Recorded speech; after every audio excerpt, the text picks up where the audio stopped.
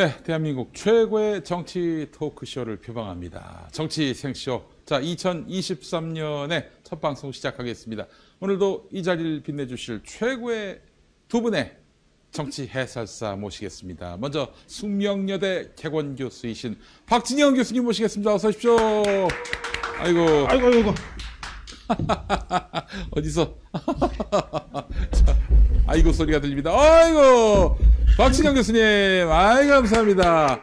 우리 박 교수님은 정말 해피 뉴 이어 하십시오. 예. 네, 정말 액티브하십니다. 새해 대한민국 국민들에게 가장 큰 복은 윤석열 대통령이 빨리 그만두는 겁니다. 아이고 좋습니다. 감사합니다. 자, 우리 박진영 교수님 인사하셨고요. 자, 이번에는 휴먼앤데이터 이은영 소장님 모시겠습니다. 어서 오십시오. 아이고 요란하게 오시네. 안녕하세요. 오늘 아주 가뿐하게, 산뜻하게 내려오셨어요. 아이고, 감사합니다. 올해도 두 분 새해 복 많이 받으시고, 올해는 특별히, 우리가, 대선이 있는 해 아니겠습니까? 대선이 있는 해, 이제 대선 승리를 또 도모하시는. 대선은 겨울에 하는 게 좋더라고요. 그렇죠. 아유, 봄에 하니까, 뭐, 또 대선 한 것 같지도 않아요. 네. 예. 그래요. 겨울? 여름에 할 수도 있습니다. 예. 아, 여름에요? 네, 여름은 좀 더운데? 여름은 좀 덥구나. 네. 가을쯤 합시다, 가을쯤. 예, 그래요.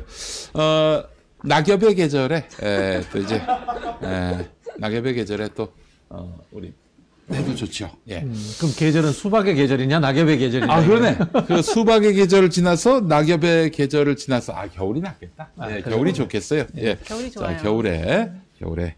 대선이 있었으면 좋겠습니다. 자, 오늘도 두 분 모시고, 예. 새 소원 한마디씩 좀 들어볼까요? 예. 대선 한번 치르는 게 소원이죠.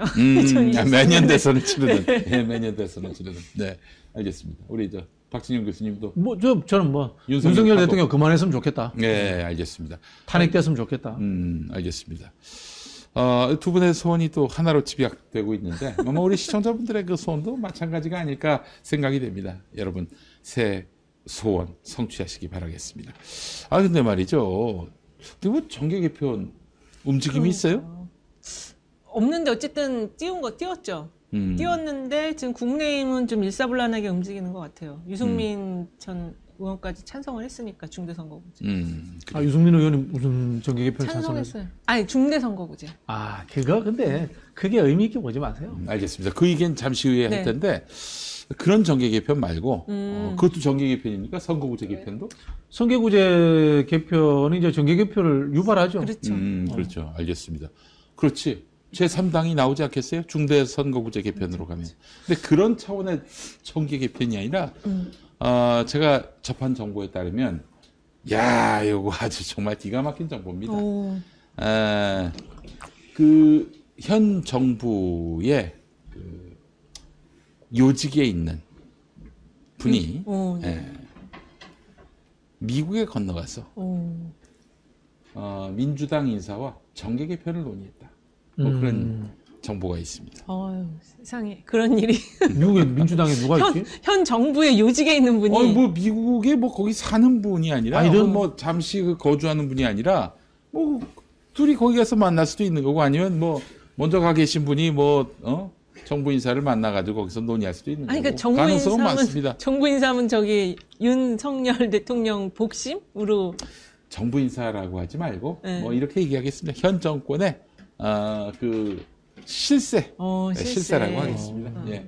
현 정부 요직에 있다. 이런 말이 좀 한정, 짓는, 그런 성격이 있네요. 예. 그럼 현 정권의 실세가 미국 가서 낸시 펠로시를 만났다는 겁니까? 미국 민주당. 미국 민주당 말고 한국민주당. 예. 한국민주당에 지금 미국 가 있는 사람이 누가 있지?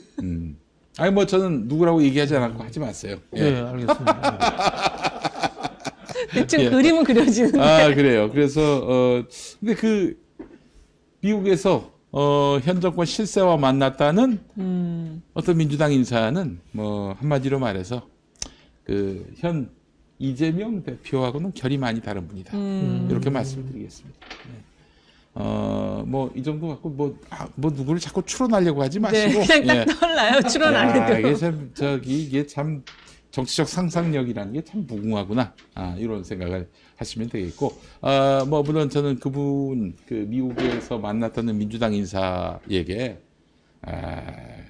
쓸데없는 생각하지 말라고 한마디 하고 싶습니다. 예. 제가 또 한마디 더 덧붙인다면은, 뭘 하려고 하는데, 하지 마라. 요 한마디 좀 전하고 싶어요. 예. 바람 다 뺄 거니까. 제가 윤석열 대통령한테 늘 하는 말인데, 뭐든지 하지 마라. 뭐 하려고 하는 바가 있을진 모르겠지만은 그게 다 뭐 나라를 위하든 뭐 일신의 영달을 위하든 간에 하지 마라. 예, 이렇게 좀 얘기를 하고 싶습니다. 예. 사실 이런 이야기가 새어 나와서 김용민 귀에 들어올 정도라면은 그거는 이제 자성을 할 필요가 있어요. 그렇죠. 얼마나 내가 끝발이 없으면은 미래 가치가 없으면은 이런 아주 밀당이 어떻게 김용민 귀에까지 들어가는가? 아니 정보력이 대단하신 거죠. 제가 정보력이 저기 대단하지 혹시 않습니다. 새해부터 영어 방송을 하겠다고 하셨는데 네네. 이미 미국 쪽에서 시작하신 거 아니에요? 그렇지 않습니다. 그것과는 상관없습니다. 예. 오늘 이제 제작 회의를 했어요. 예, 그래요. 그분은 가슴이 철렁 내려앉으시네. 오늘 이거 완전히 저기네 단독이네. 단독이. 저희 이제 우리 평론하는 사람들, 정치권에 해설하는 사람들 중에는 우리 김성애 전 대변인이 미국 인맥도 탄탄하고, 그렇지. 또 영어도 잘하고, 예. 그것도 최근에 보니까 국제정치 이런 거 공부를 많이 해요. 그럼. 깜짝 놀랐어요. 김성애 대변인을 미국으로 한번 파견 보내는 것도 괜찮을 것 같아요. 굉장히 제목이죠. 우리 네. 김성회 소장은 말이죠. 예. 김성회 소장 같은 분이 정치를 해야지. 네. 참 협잡이 나는 인간이 정치를 하려고 하는지 모르겠어요. 예, 그래요. 본인을 좀 돌아보기 바랍니다. 아니, 어떻게 남몰래 정말. 그러니까 정계 개편을 그것도. 몰래 획책했던 이런 밀담이 김용민 귀에 들어간다. 저 하찮은 김용민 귀에 들어간다. 예, 반성하시기 바랍니다. 네가 별 볼 일 없기 때문에, 네가 별 볼 일 없기 때문에 김용민 귀에 들어가는 거예요. 예. 그럼 정계 개편할 능력이 안 될 겁니다.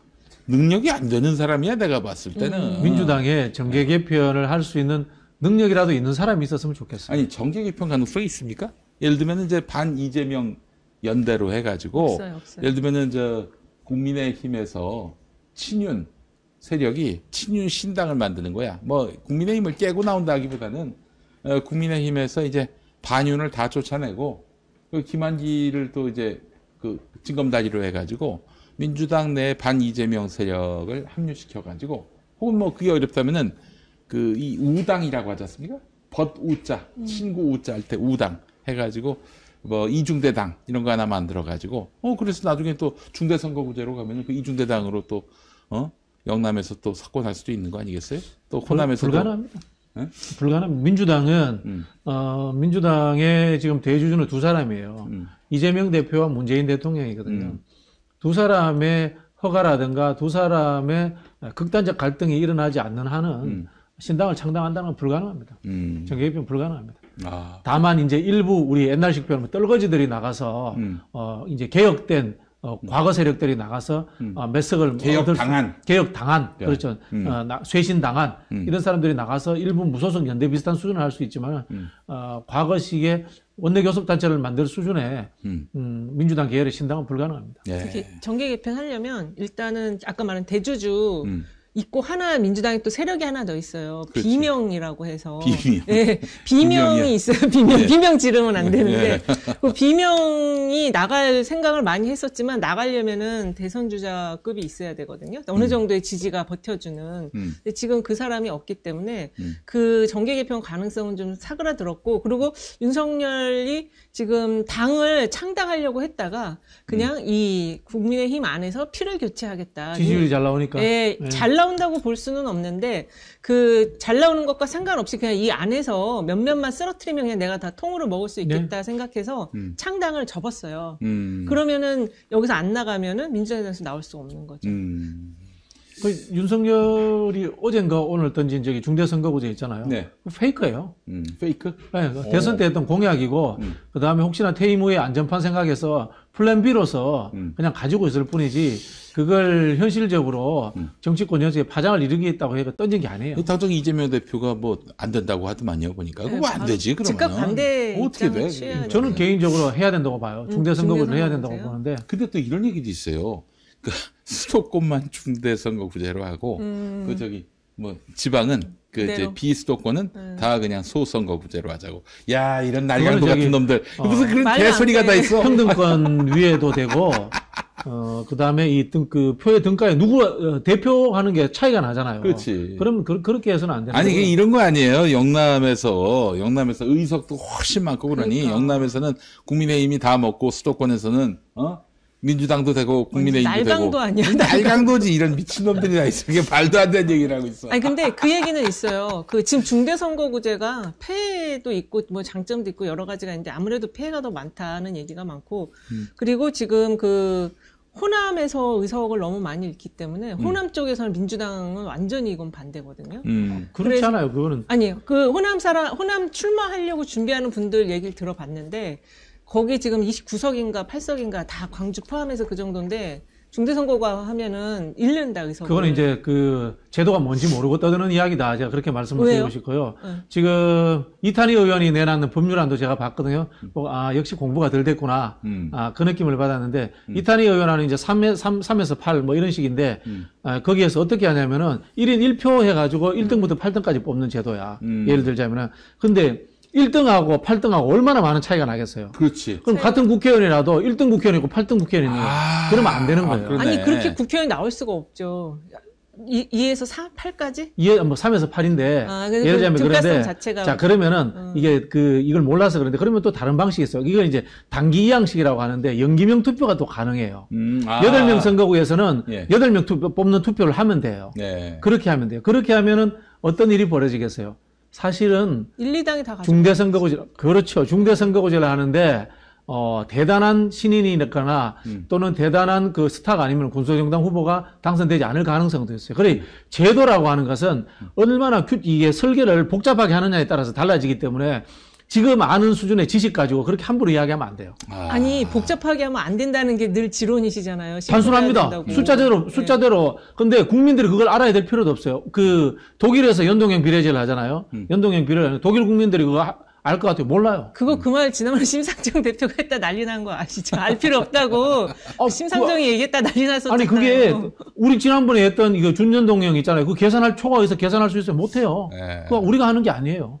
국민들은 뽑고 선택할 때 간편하게 해주면 되는 거고 그 계산의 몫은 제도를 짠 정치와 행정의 몫이 되는 거예요. 근데 어쨌든 지금 이 중대선거구제 던진 거는 딱 두 가지를 정했어요. 개헌 안 된다. 그다음에 2에서 4선거구제 중선거구제를 얘기한 거예요. 대선거구제가 아니고. 그래서 이거는 민주당 흔들기다 이렇게 볼 수 있어요. 우리 정치 생쇼 보시는 분들 중에 중대선거구제가 뭐야 하시는 분들은 없으시겠죠. 이 정도 방송 보시면은 수준이 일단 그 전제가 돼 있을 텐데 모르시는 분들을 위해서 아주 간단하게 소개하자면 소선거구제는 한마디로 1등만 당선되는 지금의 제도입니다. 그러나 중대선거구제는 뭐 1등뿐만 아니라 2등, 3등도 당선될 수 있는 이런. 근데 다만 지역구가 넓어지지. 예컨대 이제 수원 같은 경우에 갑을, 병정 또 뭐가 있지? 하나 더 있어. 갑을, 병정, 무까지. 무까지 있어. 무가 이제 김지표 지역구인데, 5개인데, 예를 들면은 지역구가 하나가 되고, 1, 2, 3등이 당선되는, 뭐 이런. 지역구가 2개가 되고, 뭐, 1, 2, 3등이 당선되는, 뭐 그런 구조. 1, 2등만 당선되는 그러면 거죠. 그냥 1, 2당이 되는 가져가는 거예요. 예전에 이제 전두환 시절에 2인 선거구, 3인 선거구까지 있었어요. 그렇지. 근데 어떤 일이 있었냐면은 광주나 부산 같은 경우에는 YS가 이제 합당하기 전입니다. YS당이 1등, 2등 다 먹어요. 그다음에 그 후보를 그러니까 민주당이 2개. 광주에서는 DJ당이 1등, 2등 다 먹어요. 네. 그렇게 되기도 합니다. 그래서 우리가 이제 제도를 가지고 단정해서는 안 되고요. 결국은 제도라는 것은 이제 정치 문화와 정치 세력 간의 관계 속에서 만들어지는 거기 때문에 지금 한국 정치의 가장 큰 문제는 지역주의와 그다음에 극단적 적대적 관계지 않습니까? 그렇지. 요것을 해결하는 것은 중대선거구제가 당장에 효과가 있어요.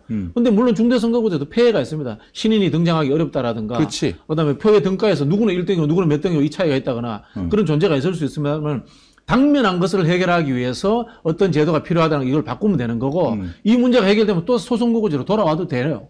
그렇게 좀 접근을 해야 되는 건데 지금 민주당에서 즉각적으로 반대가 나오는 건 제가 봤을 때 이런 것 같아요.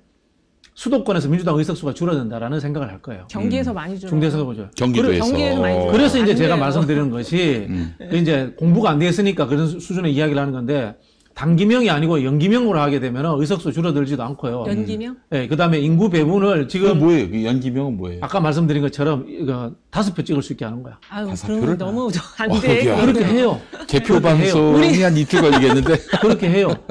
그렇게 하고 이제 숫자만 많아지고 그거 나중에 승복 안 될 것 같은데 5개 던지는데 거기 막 이상한데 찍는 사람도 나올 거 아니에요. 그건 문제 사표되는 거죠. 사표되는 거고. 아우 그거. 그래 이제 우리가 과거에 중선거구제를 하다가 소선거구제를 넘어올 때도 똑같은 이야기를 비판을 했습니다. 그렇게 하면 나라 망한다 그랬거든요. 그리고 4분 5열 돼가지고. 그래도 또 이걸 또 민주화 체제에서 우리가 30년 이상 또 해왔어요.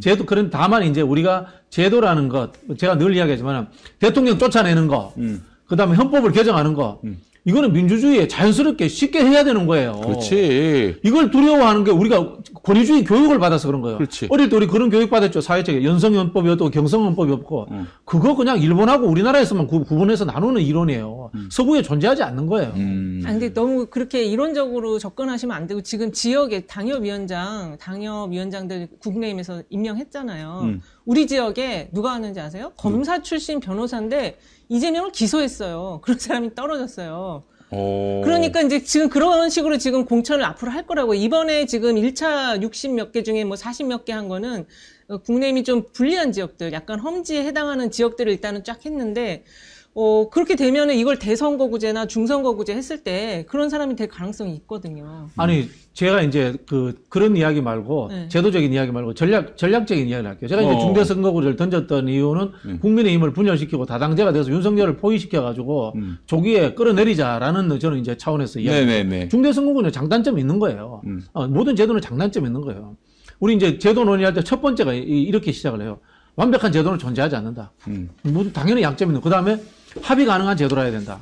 이런 이야기를 하거든요. 이게 전제 조건이에요. 제도 혁신의 전제 조건인데 당연히 중대선거구제 문제가 많아요. 그러나 지금 윤석열과 같은 극악무도한 정권을 쫓아낼 수 있는 포위 전략으로서 가능한 거는 중대선거구제밖에 없기 때문에 저는 이제 그것을 제안을 했던 거예요. 자, 다당제가 됐다. 지금 현재 국민의힘의 분열 가능성이 존재하는 거는 유승민계 등 반윤 세력들이란 말이야. 원내대표 선거에서 주호영을 찍지 않았던 40표, 공천 못 받을 가능성이 있는 40명, 이런 사람들이 삐져나와줘야지 분당의 가능성이 존재하는 거지 않습니까?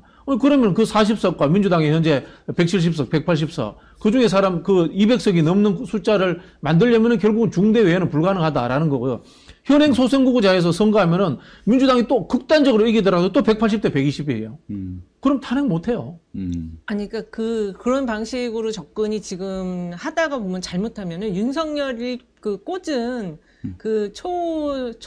초보자들이 지금 당선될 가능성이 있어요. 아니, 초보자들이 당선돼도 100석을 못 넘기면 되잖아요. 아니, 근데 그 방식은 제가 보기엔 시간적으로나 여러 가지로 이게 합의 도출이 굉장히 저는 어렵다고 보고 차라리. 이재명 대표가 반대하고 있지 않습니까? 그렇죠. 예. 아니, 저는 이런 생각을 하는데, 대놓고 말씀드리자면, 지금 수도권 민주당 의원들이 잘 모르면서, 나 중대선거구제로 하면은, 예를 들자면 노원구에서 한 3명 뽑아야 되면은, 민주당은 2명밖에 안 될 거 아니에요. 그 중에 1명 나 안 될 것 같다. 이런 생각에서 지금 반대하는 거 봐요. 실제 지금 입법조사처에서 시뮬레이션 한 게 나왔어요. 지금 하고 있잖아요. 기초광역의원에서 30개 지역 한 거 보면은 다 그냥 1, 2당이 먹고 3당이 먹는 건 0.9%밖에 안 된다. 그렇더라도 이렇게 시뮬레이션 해보니까 3인 선거구제 할 때 조금 더 들어온다. 이런 정도 연구 나왔거든요. 그래서 연구 결과를 떠나서 저는 어떤 생각이 드냐면은 역시 민주당 의원들은 다음 내가 뺏지도 않은 게 중요하지, 지긋지긋한 윤석열 정부에서 국민들이 얼마나 억압받고 좀 살기 싫을 정도에 느끼는가, 거기에 대해서 이해도가 없다, 이 생각밖에 안 들어요. 저는 어쨌든 이 윤석열 대통령 중대선거구제는 일단은 민주당 흔들기 차원에서 던진 거고, 두 번째는 자기가 이제 심으려고 하는 그 검사 출신 변호사들, 이 사람들 당선시키려고. 그건 앞뒤가 맞잖아요. 지금 더 심을 수 있어요. 윤석열이 중대선거구제를 던진 이유는 뭔가 하면요. 네. 퇴임 후의 안전판이에요. 그게 다 그거죠. 아니, 퇴임 후의 안전판이라는 것과 네. 지금의 검사를 심는 거하고 달라요. 자, 다당제가 되면은 윤석열이 지휘하고 있는 정당의 국회의원 숫자가 지금 국민의힘보다도 줄어드는데? 아, 다당제가 안 된다니까? 지금 그 중대선거구제 하면 다당제가 안 될 가능성이 아니, 있다고 보는 거죠. 어쨌든 간에 지금보다 많지는 않을 거란 말이에요. 왜냐면 제3당, 제4당이 9%, 10%를 뺏어가더라고요. 그 나간다고 자꾸 생각하시는 전제인데 중대선거구 한다고 해서 지금 나왔잖아요. 1, 2당이 다 가져갈 수 있다. 왜냐면 후보를 복수로 추천하기 때문에. 그치. 아니, 앞에서 이야기했잖아요. 시뮬레이션 해보니까 9에서 10%는 3당, 4당이 가져간다고. 아니 9에서 10이 아니고 0.9라니까 3당이 들어온 거 0.9밖에 안 돼서 그렇지는 않아요. 3인 이상 3인으로 시뮬레이션을 해야만 어떻게 했는지 모르겠는데 그 아니, 시뮬레이션이 지금 네네. 인구 구성상 시뮬레이션이 불가능합니다. 중대 설거 저보고도 이제 시뮬레이션을 해보라고 해서 제가 생각을 해봤는데 중대 숫자를 어떻게 정하느냐, 그다음에 선거구를 어떻게 정하느냐에 따라서 시뮬레이션이 현실적으로 불가능합니다. 자, 알겠습니다. 네. 이게 이거는- 가느냐 마느냐도 아직 정해지지 않은 상황에서 이 제도는 해봐야 되는 건데 다만 제도를 하려고 하는 목적이 어디에 있느냐는 거예요. 첫 번째, 명분상에서 지역주의와 극단적인 대립의 정치를 해소하자라는 대외용으로 내세우는 명분이 있고, 두 번째는 윤석열을 포위해서 초기에 임기 단축을 할 수 있는 법률 구조적인 방법을 찾아보자라는 전략적 방법, 이게 존재해서 제안을 했던 건데 뭐 민주당이 안 하겠다고 하면 할 말 없죠. 뭐. 지금 서울에서는 어쨌든 중선거구제든 대선거구제든 받아들일 수가 없을 거예요. 왜냐면 이 지역을 어떻게 쪼개느냐가 완전히 지금. 국회의원 기득권이에요. 솔직히 말하면 국회의원 기득권. 근데 그거 서울에서는 경기도는 인천이나 이런 데는 가능해도 서울은 만약에 아까도 오전에도 방송에서 그런 게 나왔거든요. 그러니까 은평구랑 서대문을 묶을 수도 있고 묶을 수도 있죠. 마포를 묶을 수도 있고 이거는 지금 합의가 될 수가 없다. 그래서 이거 자체가 말이 안 된다. 이렇게 얘기가 나오더라고요. 뭐 이제 이게 지금 딱 부딪히는 게 이거예요. 모든 제도는 현역 국회의원들의 저항을 받을 수밖에 없거든요.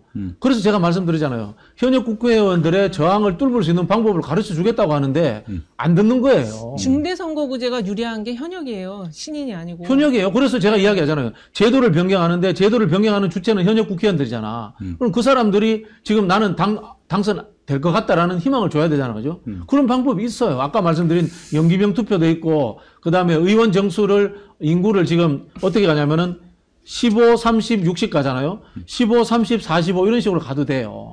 그렇게 하면 의원 정수가 더 늘어나요. 절대 안 돼. 내가 볼 때. 알겠습니다. 예. 아이고, 중대선거구제는 민주당 안에서도 우리끼리 논란이 싸우게 많네요. 만드는 거야, 이게.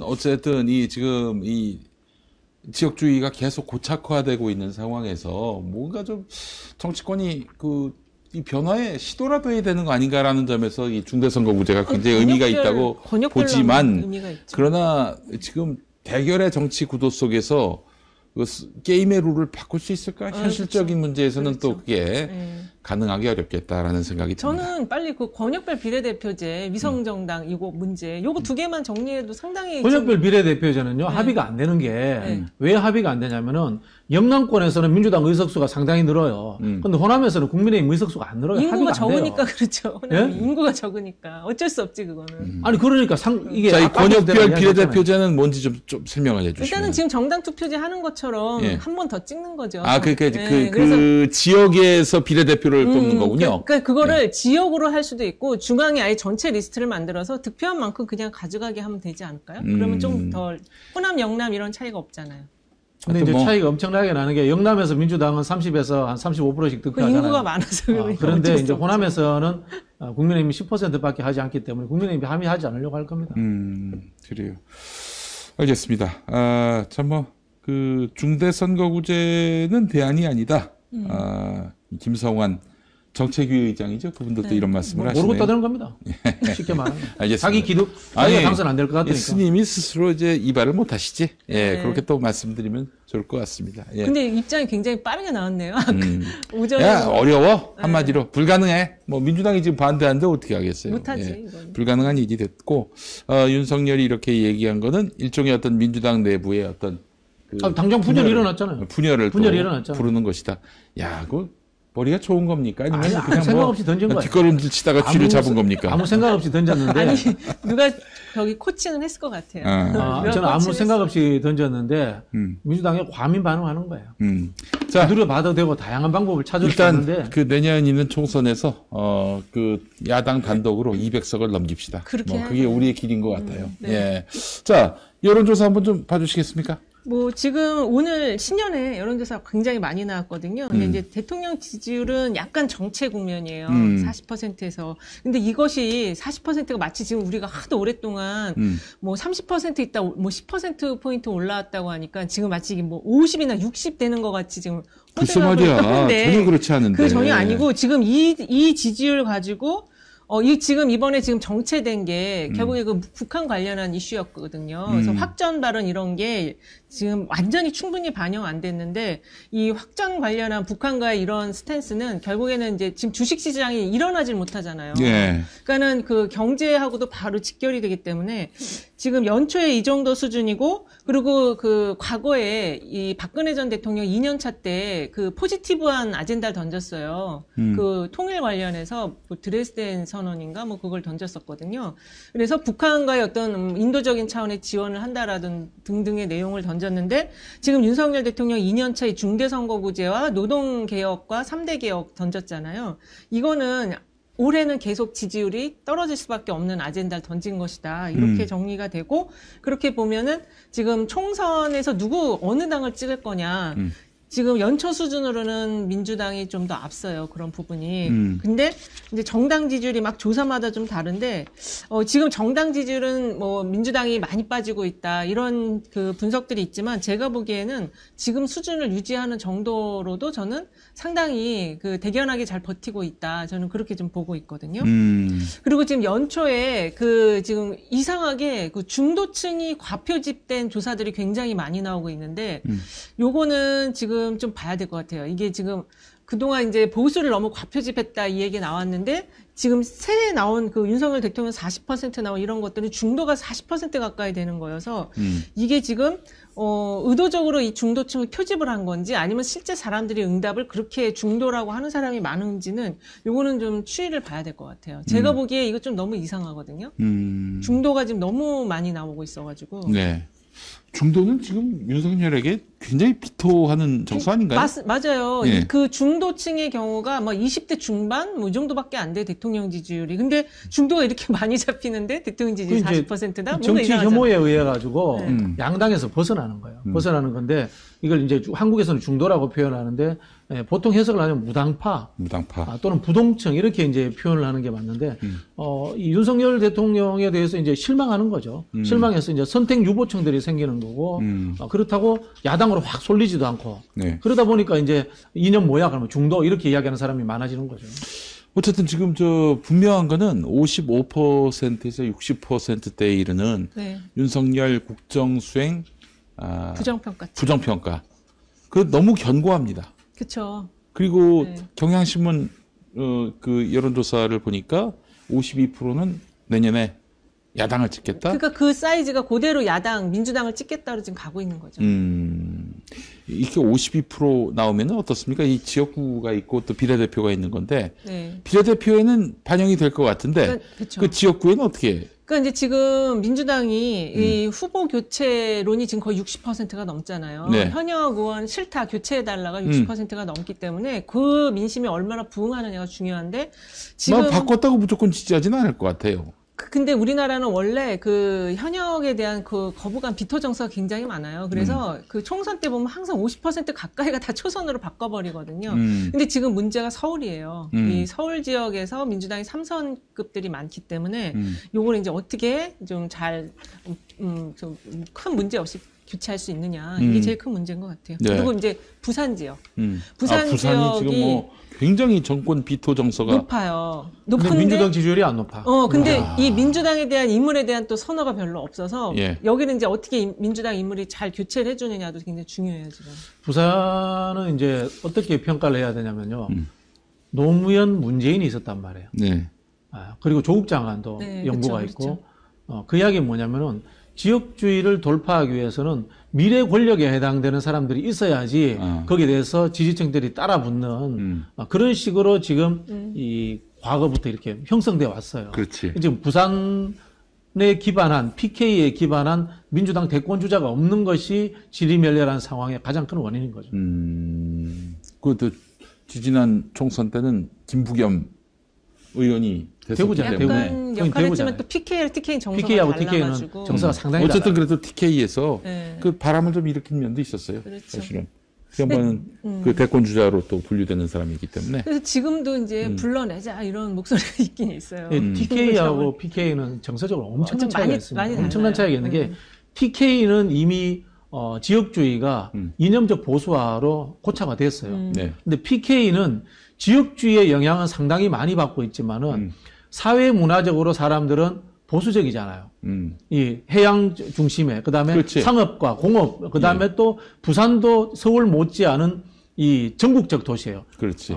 호남 사람들도 오고 충청 많이 사람들도 살아요. 오고 다양한 인적 구성이 있기 한 때문에 30% 사는 걸로 알고 상당히 있어요. 개방성이 맞아요. 높은 도시이기 때문에 예. 진취성과 개방성은 존재하는데 지역주의에 의해서 보수 정당을 찍었던 거거든요. 그래서 이런 부분들이 흐트러질 가능성은 많이 존재합니다. 많이 흐트러졌죠. 지금 대통령이 거기서 2번 나왔기 때문에 많이 흐트러졌어요. 그 TK가 이제 사실 그 이념색을 벗으려면은 뭐 한마디로 북미 수교가 이루어지면은 가능하다 이런 얘기도 나오고 있어요. 실제로 지금 이 일단 분단 논리가 맹위를 떨치고 있는 그렇죠. 국면이니까. 예. 저 100년 후에도 안 바뀔 거라고 아 생각합니다. 그래요? 남북 이게 통일돼도 한번 고착화 된 지역성과 이념이 결합되면 굉장히 오래 갑니다. 예를 들어서 이제 우리 독일의 바이에른주 이야기를 많이 하거든요. 바이에른이라는 데가 자민당이라는 지역당이 오랫동안 집권을 해요. 뭐 하루 이틀 문제가 아니고 수십 년 동안 집권하거든요. 그게 이제 지역적 특성과 이념 정당이 결합되면은 아주 오래 간다 이렇게 이야기를 합니다. 아 그래요. 알겠습니다. TK는 이렇게 또 버리고 가야 되나 하는 생각이 아니, 버리는 게 드는데. 아니고 네. 어떻게 해야 됩니까 그럼? 다양성에 어로서 이제 돌파를 해야죠. 하여튼 어쨌든 뭐 이제 이 남북 관계 그리고 한반도 문제가 해결이 돼야 할 것 같은데 지금 윤석열은 완전히 과거로 돌아가자 이러고 있어요. 그러게요. 무슨 이런 가운데 확정 발언을 해. 뭐 미국과 공동 핵 연습 뭐 운운했어요. 그래서 바이든이 바로 그런 적 없다. NO라고 얘기했고 미국 NSC도 그렇게 또 재산 확인해줬고요. 아니 이게 무슨 개망신입니까? 아니 왜 그래요 대체 윤석열? 접근 자체가 황당무계한 거죠. 우리나라에 핵이 있는데 네. 외국에서 그거 같이 쓰자고 하면 주겠어요? 안 주지. 엘롱이죠. 그 누가 예. 그 국제 정치의 현실주의를 전혀 모르는 아니 그 황당무계한 주장이에요. 이런 그 터무니없는 말은 어떻게 나온 거예요? 목구멍 밖으로. 김은혜가 또 했잖아요. 어? 날리면이 또 했잖아요. 아니. 우선 윤석열이가 조선일보 기자한테 그렇게 얘기했던 것이고, 미국에서 no라고 얘기하니까 김은혜가 또 뭐 이런 뭐 기억도 안 납니다. 뭐 새겨들을 말도 아니고 막 오만 가지로 변명을 하던데, 아니, 윤석열은 처음에 입 밖으로 꺼낼 때 뭐 좀 사전 정보 없이 그냥 뇌피셜을 한 본인 거예요. 희망사항 이제 옛날 검사들 모아놓고 술 먹으면서 큰 소리 칠 때, 야, 그건 뭐, 바이든한테 뺏어오면 되지 뭐, 뭐 이런 식의 했던 수준의 이야기를 하고 있는 거예요. 너무 충격적인데요. 그렇다면 혹시 더 김태효나 충격적이야. 이런 사람이 좀 코칭을 하지 않았을까요? 누가? 김태효 같은 사람. 김태효? 김태효가 뭔데? 김태효가 뭘 알아? 저는 이제 코치에서 나온 게 이거라고 봐요. 김태효가 뭘 알아? 제가 이제 타 방송에서 이런 이야기를 해서 좀 그런 이야기인데 이게 전형적인 광인 전략이라는 거거든요.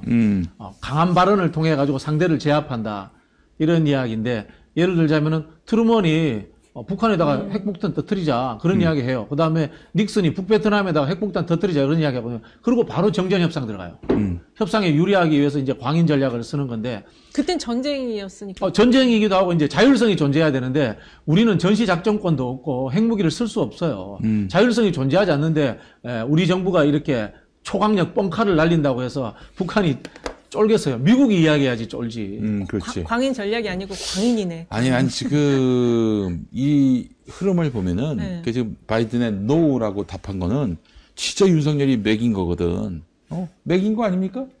아니, 진짜 이거는 외교적으로 윤석열한테 뭐 어퍼컷을 날린 거라고 난 봅니다. 네, 그 우방 아니에요, 혈맹이고. 우방의 그 혈맹의 대통령이 나름대로 뭐라고 얘기를 했는데, 노라고 하면 얼마나 망신스러워요.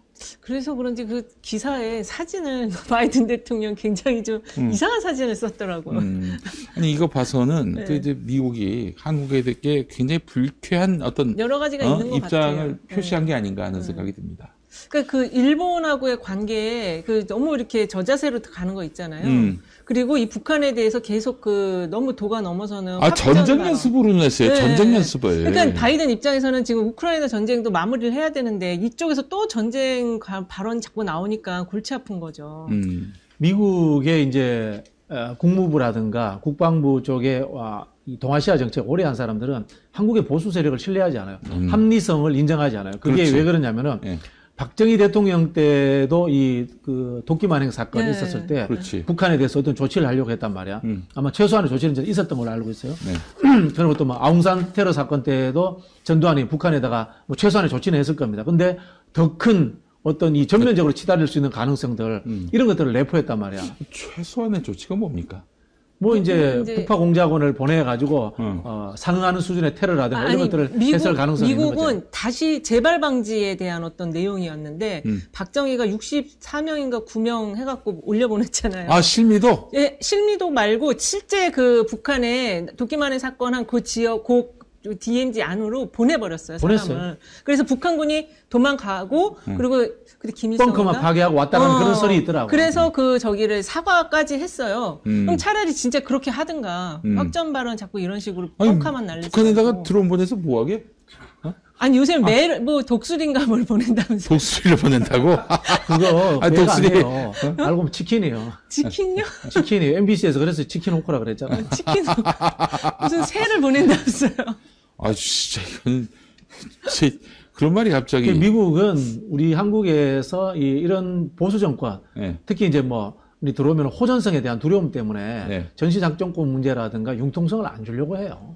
이거 전쟁 나면 골치 아프니까 미국 네. 입장에서. 만약에 진짜 국지전이라도 나면 어떻게 전개될 거라고 보세요? 국지적 나면 주가 폭락하고 뭐 외국 기업들 다 도망가고 코리아 디스카운트 인천공항에 나오는 비행기 못 두고 난리 나죠. 그러면 이제 윤석열이는 어떻게 나올까?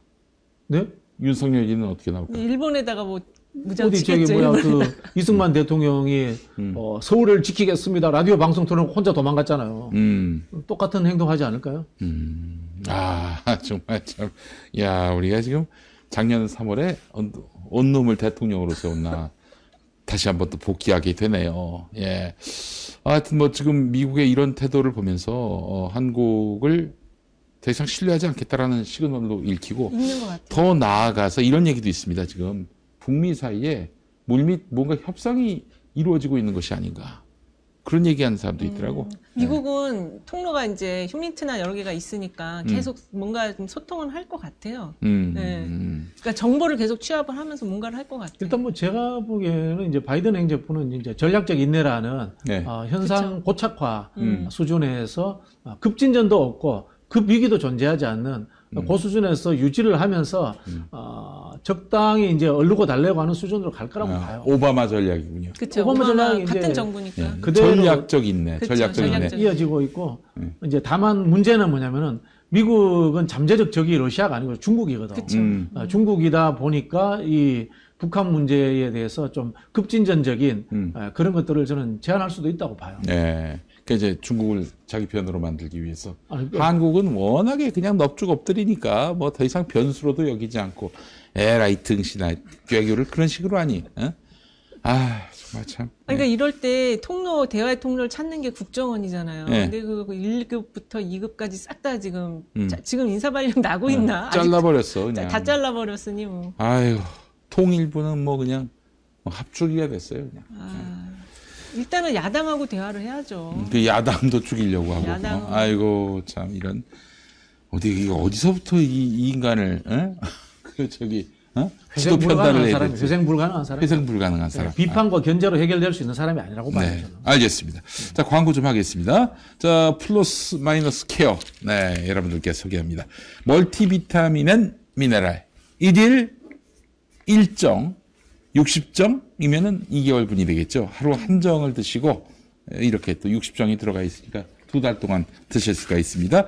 온 가족 종합 비타민 챙기시는 분들 반드시 이 제품에 주목해 주시기 바랍니다. 균형 잡힌 건강을 위해서 품질은 더하고 거품은 확실히 뺀 정말 강추하는 건강기능식품입니다. 그래서 브랜드명이 플러스 마이너스 케어입니다.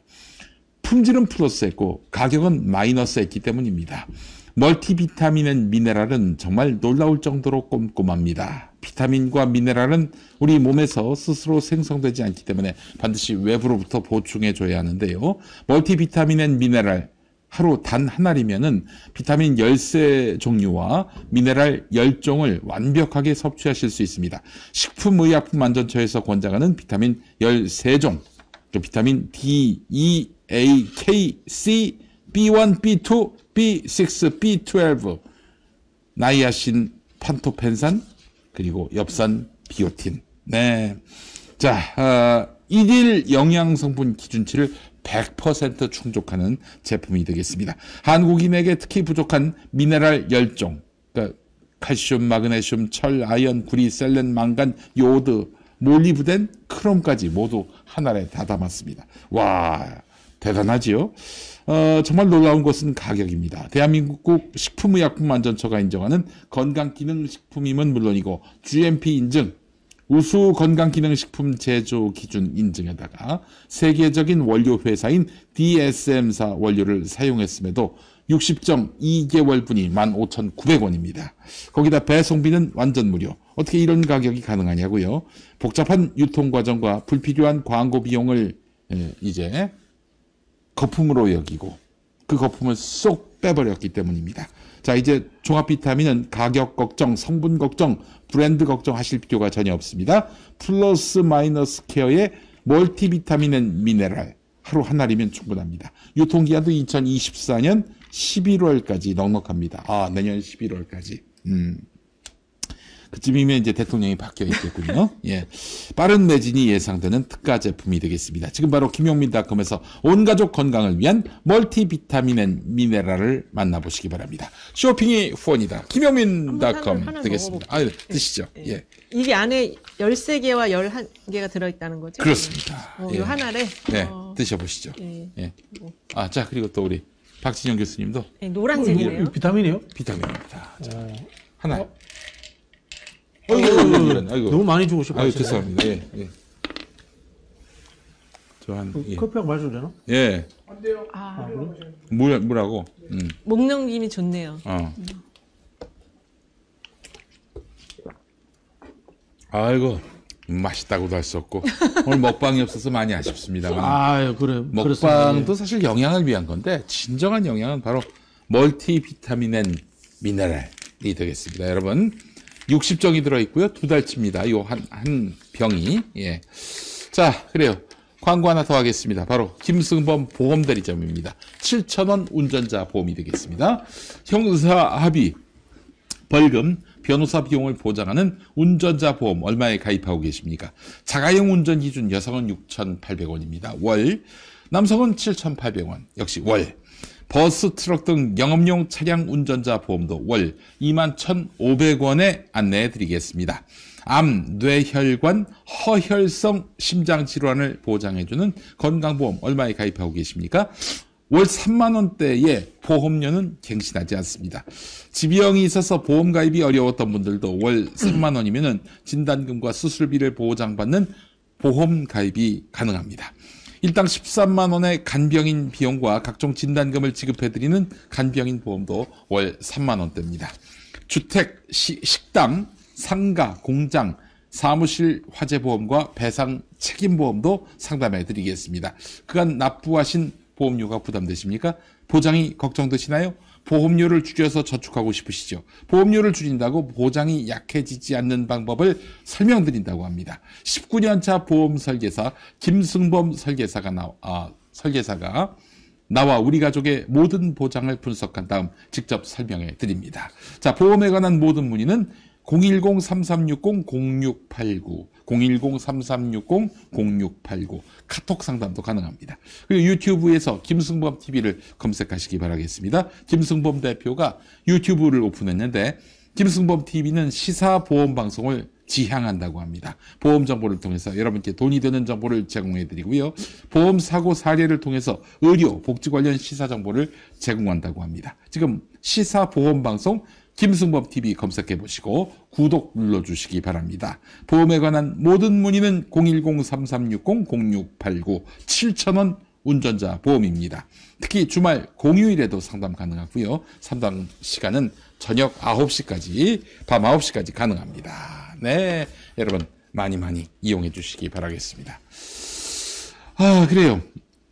자, 이제 바이든 문제도 우리가 얘기를 해봤는데, 이제 핵 연습 또 전쟁 준비 네. 이야기해봤는데, 지금 또 북한도 만만치가 않습니다. 이야기 들어보니까 북한 같은 경우에는 지금 뭐 되는 일이 없다고 해요. 예, 그래서 지금 어떻게든 정권으로서는 활로를 찾는 길인데, 그렇다고 뭐 미국이 저렇게 협조적으로 나올 리는 없을 것이고, 좀 만만해 보이는 그 남한 국지전으로 상황을 전개할 가능성은 없을까요? 저는 그럴 위험성도 존재한다고 봅니다. 존재한다고 보는 게 네. 이게 확전 이야기했잖아요. 윤석열 대통령이. 네. 한국은 확전 권한이 없습니다. 그렇지. 전시작전권 문제이기 때문에 이거는 미국에 있기 때문에 확전 권한이 없습니다. 그런데 이 군대에서의 이 현장에서의 대응 매뉴얼이 있습니다. 북한이 한 개 쏘면 우리는 세 개를 사야 된다. 원점 타격해야 된다는 매뉴얼이 만들어졌습니다. 그 매뉴얼에 의해 가지고 이것이 막 이 차곡차곡 하나의 꼬리를 물고 이 흔히 하는 그냥 분쟁이죠. 전쟁이 아니고 분쟁이 커질 수 있는 이런 가능성은 있고, 북한은 거기에 대해서 국지전 수준으로서 도발할 수 있는 결단력을 김정은이 혼자서 내릴 수 있으니까 그런 위험성은 충분히 존재하죠. 그래서 지금 군에 보내려는 어머니들이 일단 올해는 절대 보내지 말자 그러고 계신데. 군에 보내는 어머니는 어떡합니까? 그러니까 거기도 걱정이 한시름이죠 지금. 예, 아니 진짜 군에 보냈는데 윤석열 찍으신 어머니들은 걱정이 정말 한 바가지야 지금. 이제라도 저 윤석열 타도 운동에 동참하셨으면 그럼 반전 그다음에 뭐 병역 거부는 아니고 병역 그 연기 운동을 하세요. 조금 늦춰서 가자 그런 얘기들이 있어요 지금. 네. 1968년도에 미국에서 이 베트남전에 대해서 반전 운동을 하면서 그 유명한 무하마드 알리가 군대를 징집 거부를 하잖아요. 징집 거부를 하면서 자기가 로마 올림픽에서 땄던 금메달을 강물에 던져버려요. 그 원래 이름 무하마드 알리가 아니야. 그러면서 이제 반전 운동의 상징이 되고, 결국은 그 여파로 인해 가지고 닉슨이 베트남전 종전을 서두르게 되거든요. 그런 운동이 일어나야 됩니다. 네. 그런 운동 좋네요. 네. 좀 주도하셨으면 좋겠습니다. 근데 이제 그걸 뭐 외부 단체 이런 데보다도 당사자들이 이렇게 조직할 때, 물론 공격은 받겠지만은, 공격하는 놈들이 뭐, 어떤 놈들이겠어요? 그 윤바라기들, 윤석열한테 그렇게 용역을 제공하는 놈들이죠. 신경 쓰지 마시고, 당사자로서 목소리를 내셔야 합니다. 당사자가 제일 무서워요, 저놈들한테는. 그렇죠. 이태원 그 참사의 유가족분들이 나서니까 저놈들이 지금 긴장하고 있는 거 아닙니까? 그래서 깡패를 동원해가지고, 분향소 와가지고 행패 부리고 말이죠. 예. 자, 이런 거 두려워하지 말고 이런 깡패들에게 우리가 좀 기죽으면 안 되지 않습니까? 예. 정말 큰일입니다. 큰일이에요. 자, 국민의힘 전당대회는 어떻게 돌아가고 있습니까? 제가 보기에는 그냥 김기현 만들기 위해서 굉장히 노력을 하고 있다. 이렇게 보여지고요. 김기현이 안 되면은 원희룡 내보낼 것 같아요. 원희룡을. 네. 지금 여론조사를 보니까 나경원이 앞서는 걸로 나경원이 나와요. 많이 올라갔어요. 나경원이 근데 지금 지지도가 한 30% 정도 나오잖아요. 네네. 당내에서만. 결선 투표를 만들어 놨기 때문에 50%에 육박하지 않으면은 나경원이 안 될 가능성도 존재하고, 사실은 나경원 의원은 지난번에 이준석, 나경원, 주호영 붙었을 때도 한 30% 정도 득표를 했습니다. 그거는 나경원의 한계일 수도 있다라고 이렇게 아마 친윤 쪽에서는 판단할 겁니다. 당원에서는 나경원이 50 넘지 않았나요? 지난번에? 네, 이준석하고 할 때. 그 정도나, 당원에서는 한 40% 조금 넘었을 거예요, 아마. 아니, 나경원 도대체 매력이 뭔데 그렇게, 나경원 지지율이 유명하잖아요. 30%나 나옵니까? 매력도 매력이지만 지난번에 한번 졌기 때문에, 그러니까 이게 선거라는 게 당내 선거는 동정표가 굉장히 커요, 영향이. 지난번에 깨졌기 때문에 한번 이번에 기회 주자 이런 게 또 있거든요. 지금 국민의힘이 그 당시 당원이 한 30만 명 조금 넘었거든요. 지금 한 80만 명 됩니다. 그쵸. 돈 내는 당원이 80만 그 사이에 명 이제 뭐 되는데. 여기저기서 이제 집어넣었구만. 예, 저는 저 사람 이름 뭐야? 변호사. 강신업. 강신업 또 저는 당대표가 안 되더라도 그 친윤들을 판을 짜는 매개체로서 역할을 충분히 할 거라고 봅니다. 그게 왜 그러냐면 지금 국민의힘이 전통적 보수 정당이 아니고 굉장히 선동에 약한 이 뭐랄까 급진적 이 극우주의 운동 정당처럼 됐어요. 가스라이팅 돼 있어요. 당하는 정당. 자, 당장 왜 그러냐면은 윤석열 원래 국민의힘 사람이 아니잖아. 그렇지. 근데 그 대선 후보를 만들어요. 이준석이 바른미래당 갔다 온 사람인 거고 40도 안 된 사람이 당대표가 됐어요. 이 굉장히 선동과 이 프로파간다에 취약한 정당이 돼 있어요. 뭐 누가 보기에는 정치적 역동성이 막 작동하는 정당이라고 하지만 그건 구라고. 그건 아니고. 40.93%였네요. 당원. 40.93%. 네, 40.93.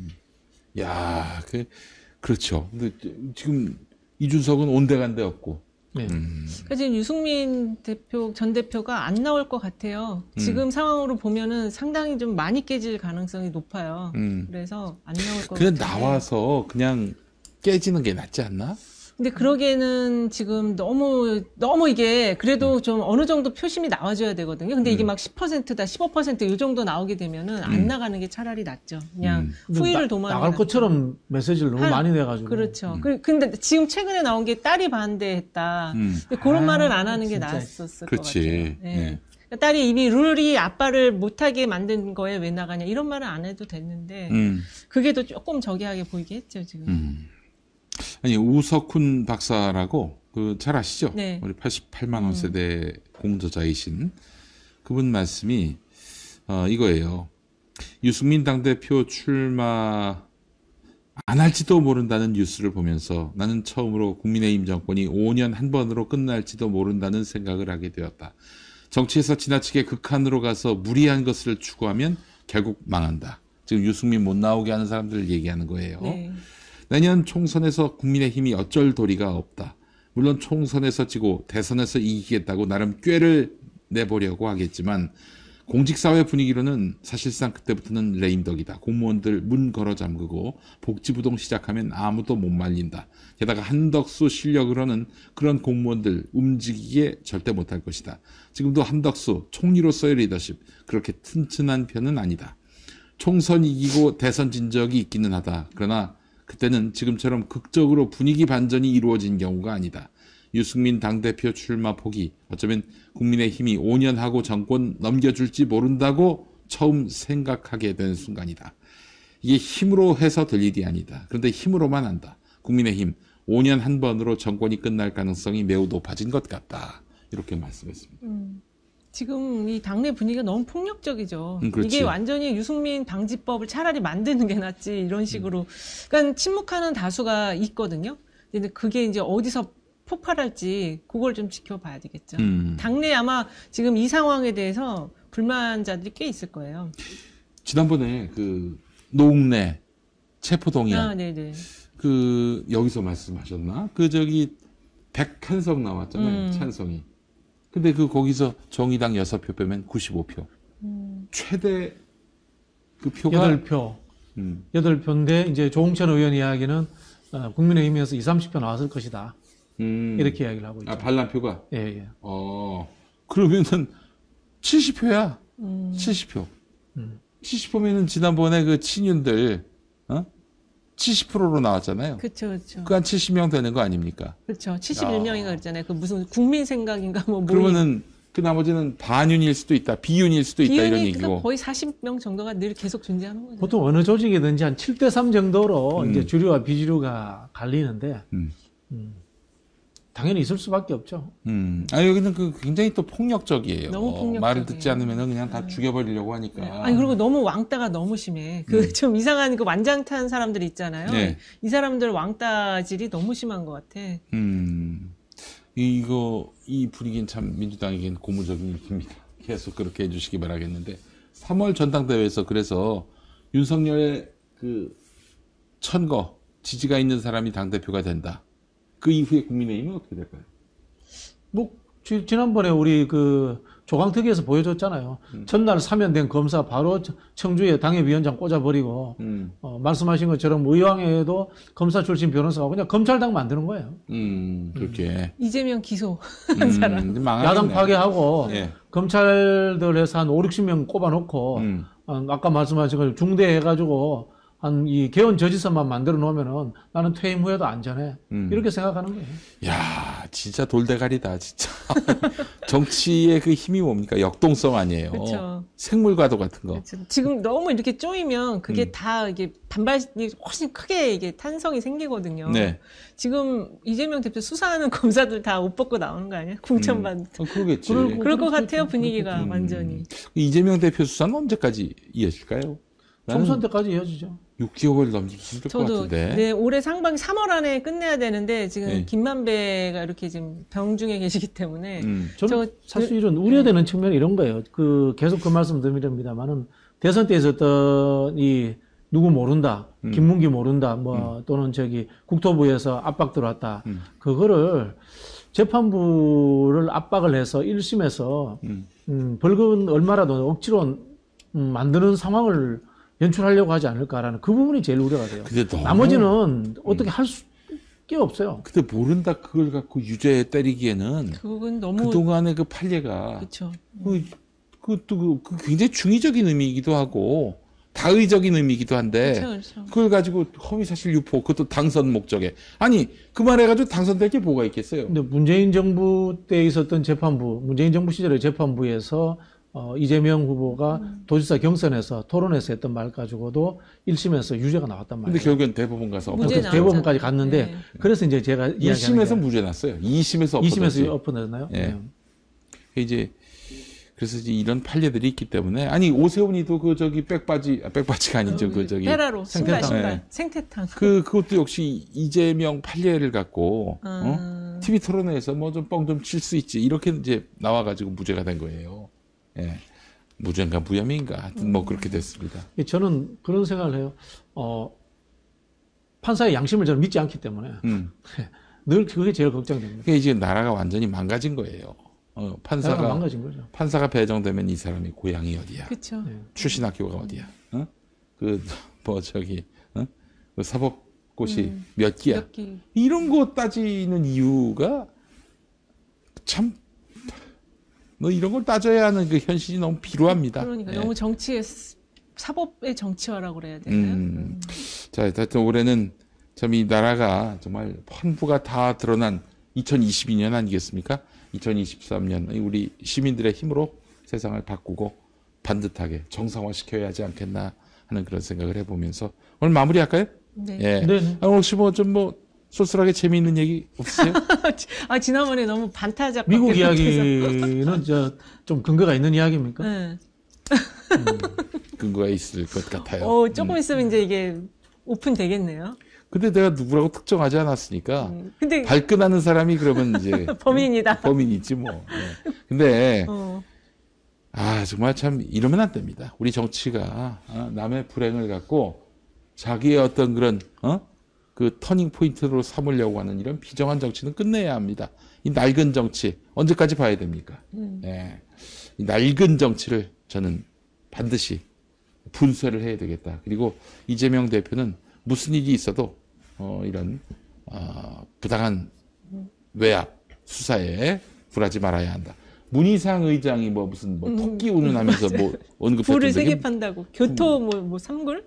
교토 뭐예요? 그게 무슨 말이야? 어떤 의도야? 여러 가지 상황에 대비를 잘 해야 된다. 그런 취지라는데 지금 대비할 수 있는 상황이 뭐가 있어요? 사법적으로 이렇게 다 칼끝을 들이대고 있는데 그냥 죽기 아니면 살기로 싸워야지. 쥐들이 그런 일을 당하지 않았으면은 그냥 닥치고 계시는 게 좋을 것 같아요. 네? 그 말을 갖고 또 그렇게 해석하는 사람도 있습니다. 이재명 이후를 대비해야 한다. 네? 이재명 이후는 없어요. 아니 왜 이재명을 흔들겠어? 총선에서 지들이 이기려고 하는 거 아니야? 아니 이러면 부당한 야당 탄압에 대해서는 맞서 싸워야지. 그 무슨 사법 리스크 운운하고 이런 인간들은 기본적인 동지의식도 없는 인간들입니다. 다음 총선 때 반드시 심판해서 두 번 다시 정치권에 발붙이지 못하도록 해야 합니다. 아이고 참 이런 이야기를 새해에도 해야 되는 이 현실이 너무나 비루합니다. 예. 자, 두 분 수고하셨고요.